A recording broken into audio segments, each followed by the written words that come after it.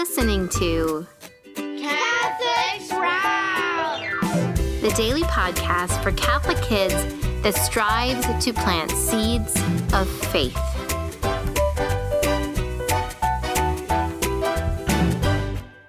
Greetings, young Squire Sprouts. Today is the 4th day in the 5th month in the year of our Lord 2024. My name is Sir Roland, and you're listening to Saturdays with Sir Roland on Catholic Sprouts, where every Saturday we discuss the art of dragon slaying. Today is a very special day. No, not because it's Star Wars Day. May the 4th be with you. It's a special day because it's my little girl's 4th birthday. Happy birthday, Lady Lumina. Please pray that Lady Lumina will grow into a great dragon slayer. We made Lady Lumina a piñata of the green dragon of greed, Argyros, so today she will be slaying that dragon of greed with a real wooden sword. And then when all the candy falls out, hopefully she will be generous and share some of that with her dad. Speaking of the green dragon of greed, we are in the middle of our series on the 7 dragon-slaying maxims. And today we turn our attention to the 4th dragon-slaying maxim, which is featured in Book 4 of our 7 Deadly Dragons book series, the green dragon of greed. That book is due to be released on July 1st. Just a quick recap of the maxims we have discussed so far. Number 1, try your best and trust in God's grace to do the rest. Number 2, to kill the fruit of a dragon, you must get to the root of the dragon. Number 3, if it seems the dragon is not attacking, check your pulse, it's probably lacking. And the 4th dragon-slaying maxim is this: if you let the dragon hover near, beware the dragon may disappear. Now, if you're a longtime listener and you've heard me discuss the green dragon of greed before, you may know that the green dragon of greed is the largest dragon there is, so it seems like it would be quite challenging for this dragon to just disappear. So why do I associate this maxim with this particular dragon?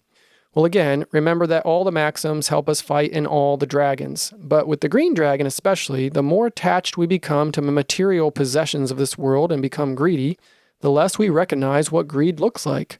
We start to think it's normal to covet more things or to guard and protect all of our possessions from other people. We start seeing our things as stuff we really need to be happy, so we cling to our possessions without realizing how greedy we have become. Many times when I'm looking for something, it will be right in front of my nose. One time I spent 20 minutes looking for my belt, only to discover it was already around my waist. Maybe you've heard an old person who finds an object they were searching for say something like this: if it was any closer, it would have just jumped up and bit me. Well, the same is true about dragons. If we let them hover near, we stop recognizing them as dragons, and sooner or later they will jump up and bite us. So how do we avoid getting wounded by the green dragon of greed? Well, bend the stick the other way. What do I mean?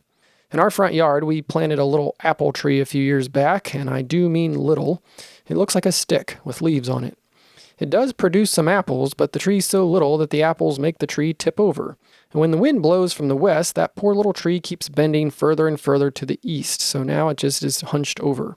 So how do we make the tree stand straight? Well, we tied a little rope to the tree and we pulled it back to the west, and then put a stake in the ground to hold it in place. When it comes to greed, we can only overcome it by practicing extreme generosity, by bending the stick the other way. Generosity points us back in the right direction and helps us to recognize greed again. The challenge with the green dragon of greed is that stuff isn't really actually bad, and we all have stuff. So it's hard to recognize how much stuff is too much stuff, or when is our stuff starting to reek of green dragon. Most of us aren't called to just get rid of all of our stuff like St. Francis of Assisi did, although some of you may be called to join a religious order and live a life of poverty like he did. But for most of us, we simply need to practice something called detachment. It means we can own stuff, but we don't cling to it as if it's just we have to have it or we can't be happy without it. It means that heaven is always our true treasure, and we're willing to give up anything to seek that one goal. It means that we recognize that all of our stuff here on earth was a gift from our Father in heaven, and He gave us those gifts to glorify Him and serve others, not to serve ourselves. I remember when I was a kid, my dad got me a new set of golf clubs. My dad got those golf clubs for me so that we could go golfing together and spend time together. But imagine if I was so protective of my new clubs that I didn't want them to get dirty and I didn't want my brothers to use them, so I hid them away in my bedroom and just guarded them and cleaned them each day and just stared at them by myself and never used them. What a waste. I would be clinging to the gift and forgetting the giver of the gift and why he gave them to me. The purpose of the clubs was to spend time with my dad and my brothers and to grow my skill in hitting a golf ball. Your life is kind of like a sponge. When the sponge is dry, it has the potential to soak up a lot of water. But sooner or later, the sponge will be so full of water that it can't receive any more. It becomes saturated. The only way the sponge can receive more water is if you squeeze out some of the water it already has. Well, life is like a delicate balance of giving and receiving. It's okay to receive stuff and get new things, but don't cling to them. Share them with others and use them to do good in the world. When you are generous, God will reward you tenfold. God is never outdone in generosity. The more you give to others, the more you can be open to receiving God's true gifts. Things like joy, peace, faith, hope, love. These are the type of rewards that can never be taken away. But beware, if you let the green dragon hover near, your life will become saturated with all kinds of material stuff and wealth, and you will become blind to what matters most. If you refuse to share your toys with your siblings and your friends, you will begin to smell like dragon, and you'll be so full of that stench that you won't realize how bad you smell. You'll get so used to the stench of the dragon that it won't bother you anymore, and you won't recognize or even see the giant green dragon that is literally sitting on you and weighing you down with stuff that can never satisfy your deepest desires. There's no amount of stuff in the world that can make you truly happy, and you can never get enough of what you don't really need. Sharing is one of the first lessons that your parents try to teach you because they want you to be truly happy. But being generous takes practice. When we're little, we have that tendency to cling to our stuff. Mine, mine, mine is often the motto of a toddler. You have to bend the stick the other way. You have to learn to let go. Little Lady Lumina turns 4 today, and she will probably get a lot of stuff for her birthday. Let's just say a prayer that my little girl slays the green dragon of greed and learns to share her stuff with others. My challenge for you this week is to play the sponge game. It's getting warm outside, at least where I live, so you can go out and have a sponge race. Just fill 2 buckets full of water and put a sponge in each one. Then form 2 teams and put an empty bucket about 10 yards away from each bucket. And then take turns running with the wet sponge and squeezing it into the empty bucket. Race to see who can fill their empty bucket first. Have fun, be generous, and slay the green dragon.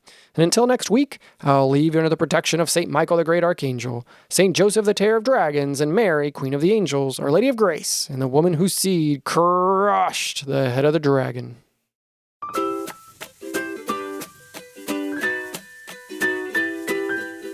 That's it for Catholic Sprouts today. We'll be back tomorrow, but until then, continue to grow in your faith and truly sprout into the beautiful creation that God created you to be. Hey, parents and kids.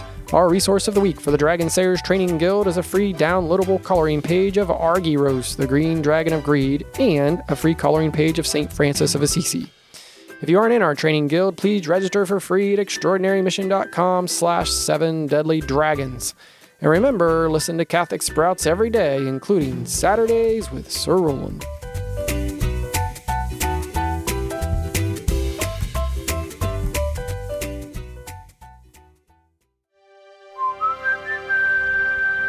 This podcast is part of the Spoke Street Network.